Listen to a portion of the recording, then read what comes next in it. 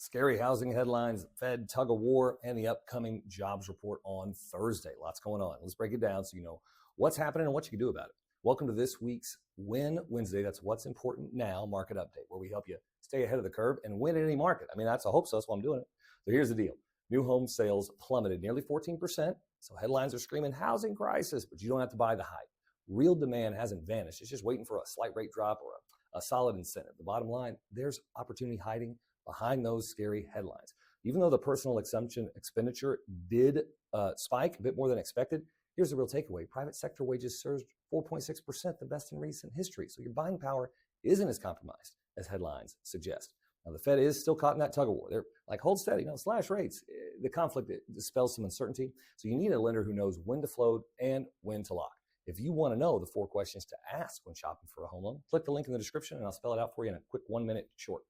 The jobs numbers are weakening. It is confirming our warnings. Job openings are shrinking. Unemployment is inching higher, and layoffs are rising. I know it sounds scary, but it's been baked into the cake for over a year. And we're pulling out of it. It just takes time. For now, play it smart until tomorrow's big monthly BLS jobs report clarifies the trend, at least in the short term. Right now, builders and private sellers are hurting. Confidence is down, and they're cutting prices and offering incentives. I mean, a lot.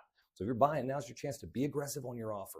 Negotiate. Don't waste your leverage. Just be sure you're 100% approved. I mean, I recommend a FastTrack approval, clear to close outside of property, if you really are swinging for the fences on your offer, because the seller's not going to give you grace. Look, media headlines love fear. They're going to shout about the huge inventory numbers, but the truth is only a fraction of those homes are move-in ready. So don't be misled. Focus on the facts, not the fear. And there's a new appreciation forecast that just dropped, about 4% appreciation. So if you put that in perspective, $500,000 home today could mean $20,000 in appreciation within a year, given that forecast. That's good news. All right, sellers, brace yourselves. Although the headline numbers are a little misleading, buyers still have more leverage than 3 months back. So expect requests for concessions. Be ready to sweeten the deal. Get ahead of it by ensuring your realtor's marketing strategy is aligned with the market. If you want a connection to a top 1% producer in DFW, let me know. So mortgage bonds broke through their massive resistance to the 200-day moving average. It's great news, but they're still range bound. A new Fed proposal might soon ease bank regulations, and that could mean lower rates following this year. Plus, crypto stablecoins might provide a huge new source of demand for treasuries. Also good news for rates potentially. So we'll get a real good reading of where we're at tomorrow with the jobs report, but stay alert, stay flexible. Your lender should float cautiously, but be ready to lock if the jobs report isn't favorable for mortgage bonds. If rates drop tomorrow, are you jumping in? Or are you still sitting on the sidelines? Tell me your thoughts in the comments. I'd love to hear. Wherever you're at in the process, let's connect to ensure your offer ready.